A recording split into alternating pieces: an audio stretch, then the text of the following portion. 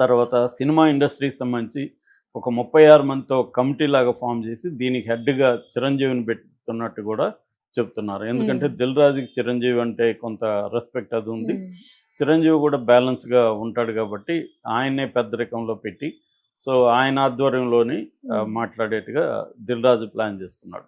'Dil Raju' already FDC Telangana state ఆహ్, film development corporation chairman కూడా okay. కాబట్టి హ్మ్. సో సినిమా ఇండస్ట్రీకి, ప్రభుత్వానికి వారధిలాగా ఆయన పనిచేస్తాడు. హ్మ్. రెండోదేందంటే ఆయనకి కూడా ఇప్పుడు ఇమ్మీడియేట్‌గా ఇష్యూస్ ఉన్నాయి.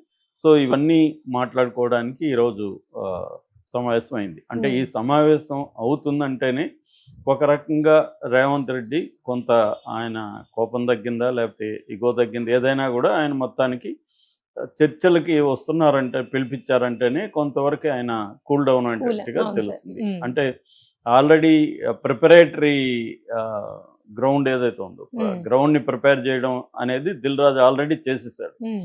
ఇది ఫార్మల్‌గా మళ్ళీ మీటింగ్. హ్మ్. సో, ఎప్పుడైనా గూడా ఒక ఫార్మల్ మీటింగ్ ఉంటే దాని వెనక ప్రిపరేటరీ గ్రౌండ్ ప్రిపేర్ చేయడం అనేది కొంత అవసరం. హ్మ్. అంటే కూలింగ్ డౌన్ అంటారు. అలాంటి హ్మ్. ఒక కూలింగ్ డౌన్‌ని ఆల్రెడీ ఆయన ప్రిపేర్ చేసి పెట్టాడు.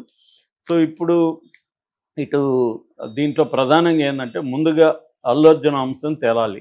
'అల్లు అర్జున్' అంశానికి సంబంధించి 'అల్లు అరవింద్' తన ఫ్యామిలీ మరి ఎవరెవరు వెళ్తారు ఇంకా క్లారిటీ లేదు. 'అల్లు అరవింద్' అయితే వెళ్తాడు. వెళ్ళి ఒక ఎక్స్‌ప్లనేషన్ ఇచ్చుకోవడం. అంటే మా వైపు నుంచి తప్పు జరిగింది. మేము ప్రెస్ మీట్ పెట్టడం తప్పే. హ్మ్. తర్వాత మా అభిమానులు కొంత గవర్నమెంట్‌కి యాంటీగా, పోలీసులకి యాంటీగా మాట్లాడడం తప్పు. హ్మ్. ఇవన్నీ ఆయన మాట్లాడుకొని హ్మ్. కొన్ని విషయాల్లో కమ్యూనికేషన్ గ్యాప్ కూడా ఉంటది. ఎప్పుడైనా హ్మ్. ఇట్లాంటివి ఏం జరుగుతుందంటే మీడియా మధ్యవర్తులు లేకపోతే హ్మ్. ఎవరంటే హ్మ్. వాళ్ళు ఎంటర్ అయ్యి దీన్ని ఫ్లేర్ అప్ అవును చేసేస్తారు. సార్. ఆ కమ్యూనికేషన్ గ్యాప్‌లో తమ వైపు ఏమేం జరిగిందనేది ఆయన ఎక్స్‌ప్లనేషన్ ఇస్తాడు. తాము ఎందుకు ఇలా బిహేవ్ చేసాం, ఏం జరిగిందనేది తను చెప్తాడు. అలాగా కొంతవరకు మాట్లాడుకుంటే రేవంత్ రెడ్డి వైపు నుంచి రేవంత్ రెడ్డి కూడా మాట్లాడే అవకాశం ఉంది. అంటే అవతల వైపు నుంచి ఏమేం తప్పులు జరిగాయని రేవంత్ రెడ్డి ఖచ్చితంగా హ్మ్. గట్టిగానే చెప్పే అవకాశం ఉంది. చెప్పినప్పుడు అవన్నీ ఇక మీదట రిపీట్ కాము. జరిగిన దానికి క్షమించండి అనేది అల్లు అరవింద్ కూడా హ్మ్. మాట్లాడే అవకాశం ఉంది. హ్మ్. సో, దాని తర్వాత మీరు కోర్ట్‌కెళ్ళి చెప్పుకోండి హ్మ్. అనేది వస్తుంది. సో, దీని తర్వాత ఇక ఇమ్మీడియేట్ సమస్యలేంటంటే రేవంత్ రెడ్డి ఆల్రెడీ స్ట్రిక్ట్‌గా ఉన్నాడనేది ఒక రకంగా సిగ్నల్ గూడా ఇచ్చాడు. హ్మ్. ఎందుకంటే మామూలుగా ఇట్లాంటి మీటింగ్ సీఎం ఆఫీస్‌లో గాని, సీఎం ఇంట్లో గాని జరుగుతుంటాయి జనరల్‌గా. సినిమా అవును సార్. వాళ్ళొచ్చినప్పుడు ఎక్కువగా సీఎం ఇళ్ళల్లో జరుగుతాయి. హ్మ్. కానీ ఈయన కమాండ్ కంట్రోల్ అంటే పోలీస్ డిపార్ట్‌మెంట్ దీంట్లో పెట్టాడంటేనే ఐ యామ్ సీరియస్ అన్నది ఒక సిగ్నల్ హ్మ్. ఇచ్చినట్టుగా తెలుస్తుంది. అట్ ద సేమ్ టైమ్ చర్చలకు పిలిచారంటే కొంతవరకు ఫ్లెక్సిబుల్ ఉంటది. హ్మ్. అంటే నేను కొంత ఫ్లెక్సిబుల్ ఉన్నాను గానీ మీరనుకునేంత ఉండదు అది. అనేది హ్మ్. రేవంత్ రెడ్డి హ్మ్. చెప్తున్నట్టుగానే మనం హ్మ్. అర్థమవుతుంది. అవును సార్. సో, దాని తర్వాత ఆల్రెడీ ఆయన అసెంబ్లీలో 3 విషయాలు స్ట్రిక్ట్‌గా ప్రకటించాడు. ఒకటి బెనిఫిట్ షోలుండవు. 2 ప్రత్యేకమైన షోలు అంటే నంబర్ ఆఫ్ షోలు ఆహ్, మామూలుగా నైట్ నుంచి లేకపోతే ఎర్లీ మార్నింగ్ 4 నుంచి షోలేసుకోవచ్చు. హ్మ్. అటువంటివి ఉండవు. మూడవది టికెట్ రేట్లు పెంచను. నేను సీఎంగా ఉండేంత వరకు ఈ 3 విషయాల్లో ఆహ్, ఇదే ఉంటది స్ట్రిక్ట్‌గా అనేది ఉంటుంది. ఆయన అనౌన్స్ చేశాడు. హ్మ్. ఇప్పుడు ఆయన అంత ఓపెన్‌గా అనౌన్స్ చేసేసాడు. దానికి ప్రజల్లో మంచి స్పందనొచ్చింది. హ్మ్. రేవంత్ రెడ్డి మీద.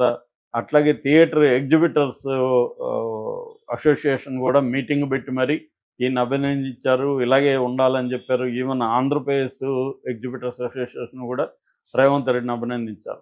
సో, ఈ స్థాయిలో ప్రజల్లోకి ఎళ్ళిపోయినాక ఈ అంశాన్ని హ్మ్. ఇప్పుడు ఆయన వెనక్కి రాలేడు. 'దిల్ రాజు'కేమో 3 సినిమాలున్నాయి. హ్మ్. ఒకటి 'గేమ్ చేంజర్' రామ్ చరణ్‌ది, రెండోది మన వెంకటేష్‌ది 'సంక్రాంతికొస్తున్నాం', సంక్రాంతికొస్తున్నాం. మూడోది హ్మ్. 'డాకు మహారాజ్' హ్మ్. బాలకృష్ణ. ఈ 3 సినిమాలు సంక్రాంతికి వరుసగా రిలీజ్ అవుతున్నాయి. ఈ 3 సినిమాలకు గాని benefit show and number of షోలు తర్వాత టికెట్ రేట్లు పెంచుకోకపోతే 'దిల్ రాజు'కి కనీసం 30, 40 కోట్లు లాస్ వచ్చే అవకాశం ఉంది. ఆల్రెడీ 'దిల్ రాజు' ఇబ్బందుల్లో ఉన్నాడు. ఒక్క గేమ్ చేంజరే 500 కోట్ల పైన ఖర్చయిపోయింది. దాదాపు 1 ఇయర్ ఆలస్యం అయిపోయింది. హ్మ్. సో, ఇదంతా ఇబ్బందులు. సో, ఈ ఇబ్బందుల్లో రేవంత్ రెడ్డి అనౌన్స్ చేసేసాడు.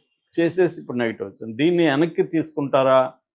లేదో అవును సార్. తెలీదు. హ్మ్. ఆల్రెడీ 'దిల్ రాజు' అందుకోసం ఏం చేస్తాడంటే ఇవన్నీ 'దిల్ రాజు'కి ముందే ఐడియా ఉంది కాబట్టి ఆయన ఒక 36 మందితో సినిమాలో ప్రముఖులు అందరితో అన్ని సెక్టర్స్ని రిప్రజెంట్ చేసే విధంగా 36 మందితో ఒక కమిటీ లాగా ఫామ్ చేసి ఆ కమిటీకి అధ్యక్షుడుగా లేదా కన్వీనర్గా చిరంజీవిని పెట్టి వాళ్ళు ఒక ప్రపోజల్ రెడీ చేశారు. ఈ ప్రపోజల్ ఏంటంటే రేవంత్ రెడ్డి తన ఒక ప్రతిజ్ఞలాగా ఆయన చేశాడు కాబట్టి ఇప్పుడు దాన్ని మళ్ళీ వెనక్కి వెళ్ళమని వీళ్ళు అడగలేరు. అవి అడిగితే అది ఇబ్బంది అవుతుంది. అందుకని అది లేకుండా ఇంకేమైనా చేయడానికి ఈ సినిమాలకు సంబంధించి ఇంకేమైనా బెనిఫిట్లు వచ్చే విధంగా చేసుకోవడానికి పర్మిషన్లు అంటే ఫర్ ఎగ్జాంపుల్ సింగిల్ స్క్రీన్లలో పెంచుకోవడానికి లేదు, మల్టీప్లెక్స్లో పెంచవచ్చు, అట్లాంటివి ఏమన్నా కొంత లేదు వాళ్ళతో కూడా మాట్లాడి థియేటర్ యాజమాన్యాలతో వాళ్ళకి ఓకే అనుకుంటే అప్పుడేమన్నా ప్రపోజల్స్ ఇలాగా కొన్ని ప్రపోజల్స్ పెట్టబోతున్నారు. ఇది ఇమ్మీడియట్ వ్యవహారం.